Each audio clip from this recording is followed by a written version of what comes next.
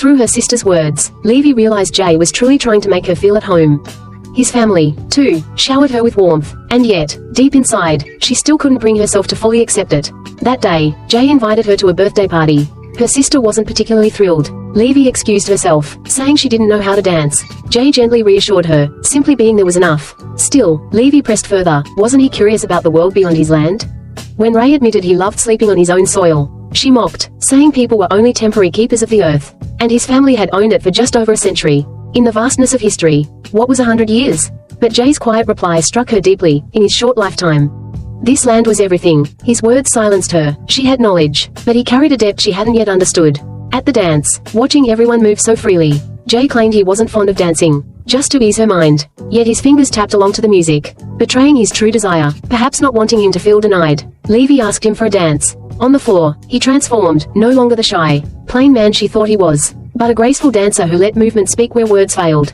Drawn into his rhythm, Levy surrendered to the joy of the evening. Her sister's heartfelt toast reminded her of the warmth of family, something she longed for but still feared was out of reach. Friendship, however, seemed easier to grasp. The two sisters Levy had met before now confided more in her.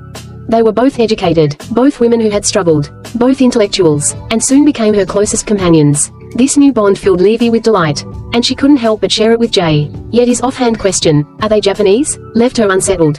Jay quickly explained he meant no offense and knew they had nothing to do with Pearl Harbor.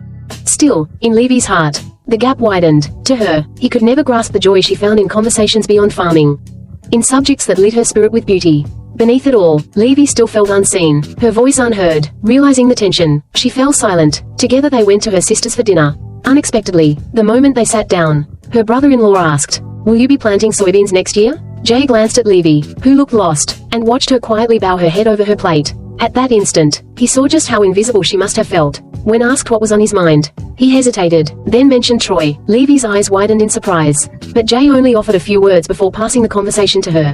When her own field of study came up, she lit up, her passion spilling over. At last, she turned the same curiosity toward him. "Ray, will you be planting soybeans again this year?" Ray smiled with quiet satisfaction. The dinner ended in warmth. On the way home, Jay and Levy shared fleeting glances that said more than words. That night, at the stairs, they exchanged a soft goodnight. Jay lingered, his gaze fixed on her. She stood still, torn between yielding and retreat. Just as he leaned closer, she stepped back. She turned him away, yet as the door closed behind her, her heart